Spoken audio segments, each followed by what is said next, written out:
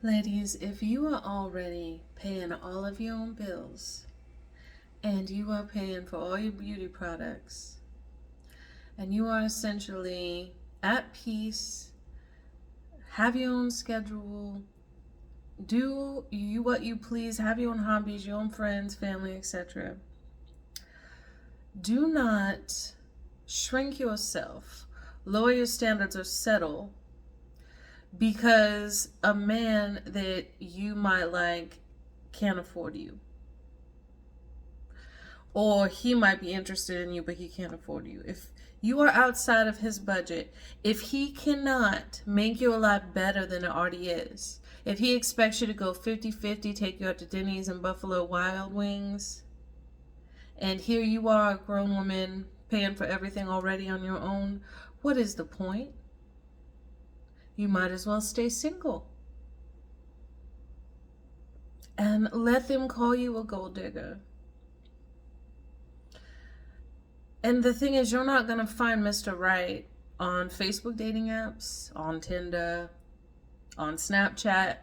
You're not going to find him at a dive bar at a club, okay? You're going to find him when you put yourself out there in hobbies, activities, and environments that are more elevated and that reflect things that you're interested in or the types of environments that you want to be in. So, for example, go to golf resorts, go to art galleries, go to theater, go to nice parks, go to events, galas, things of that nature. Put yourself out there. And don't put up with a man telling you like, oh, well, if you want to be treated like a princess, you can treat me like a king. Are you going to like cook and clean for me? I had a man ask me that once. I said, sir, last time I checked, princesses do not cook and clean. I'm a business owner. I have, my own place. Like, I pay my own bills. Like, I have my own schedule. I'm building an empire, and you're over here asking me if I'm going to cook and clean for you? My king can afford to take care of me where I don't have to cook and clean, where we have maids, we have drivers, we go on vacation, we travel. That's what princess treatment looks like to me, is literally living like a princess would live. Now, that's okay if that's not what it looks like to someone else. But I'm not going to, just for example, I'm not going to settle. And I exclusively date rich men. And that's my choice. That's my preference. And I'm not going to be made to feel bad about that just because a man is outside of my budget. Because guess what? I have dated rich men. And those men do not have a problem with a woman having high standards. They want a woman to have high standards for herself. It's only the men with no gold to dig that want to call you a gold digger. It's only the men that have nothing to offer that want to ask what you bring to the table. Because a real high value man knows the value of a woman and her feminine energy and what that brings. We amplify them. We enhance their energy. We nurture and support them. We amplify what they do, what they produce. Additionally, if it's a woman like, for example, like myself, I am already a business owner, so I'm looking to build an empire. I'm not looking to be a 1950s housewife. That is not me.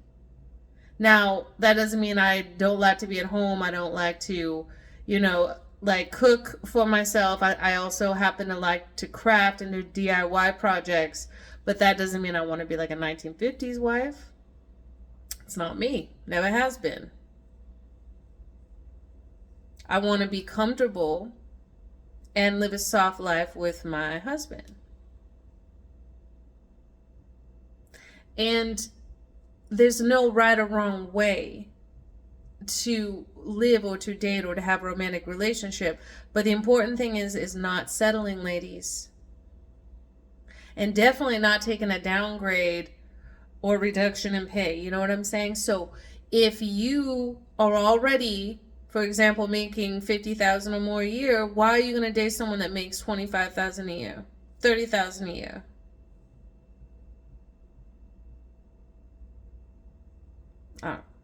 To me, I want my life to be easier. Otherwise, what the hell is the point? I might as well just have a vibrator and a cat.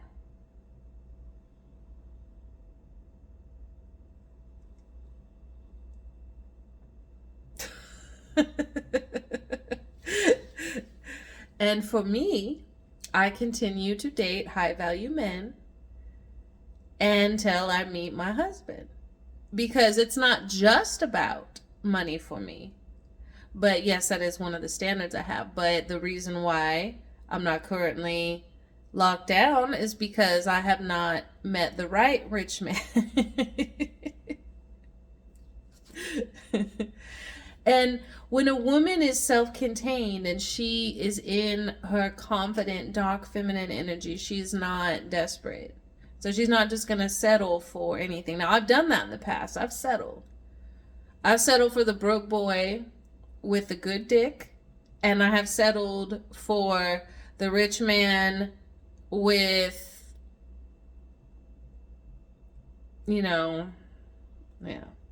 Or, the, like, well-off guy that has some other issues, okay?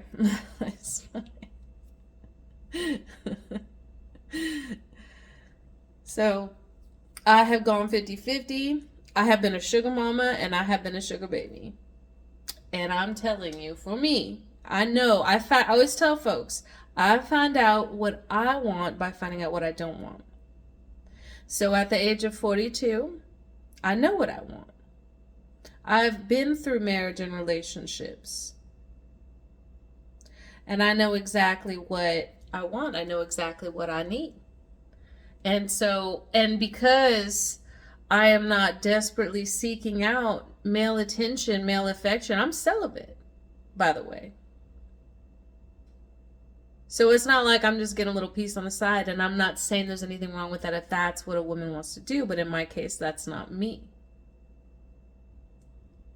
So for me, I just date until, and I vet out men until, one comes around that we all compatibilities line up, our life goals line up, the emotional intelligence, the hobbies line up, what we want to build together lines up.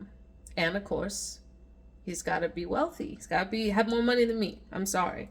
Got to have more money way more money than me. There's the type of life standards I have. Like, I want that to be elevated. So I just wanted to do a video on this real quick because people had asked me about my dating standards and why I'm really big on high value dating, why I talk a lot about dark feminine energy and being in the dark feminine when you're dating, queen treatment, princess treatment, which by the way, they're very similar. And I've done little, small snippets on the difference. But point being is, as women, don't let a man talk down to you and guilt trip you because he can't afford you or because he's not your preference. And likewise, don't, feel all dejected if you're not what a man wants. It's okay. We need, as grown people, especially, even in our 20s, but especially in our 30s, 40s, and up, we should be able to just admit, hey, you're not exactly what I'm looking for without the person getting butthurt. Why does everything have to be so goddamn personal? We should be able to go on a date and be like, it was very nice to meet you. I enjoyed your company, but unfortunately, I don't see this working out long term. Why can people not do that? And what is this whole thing about falling in relationships? Now, falling in love is one thing, but we're supposed to vet out folks before we date them and put ourselves in that situation in order to fall in love.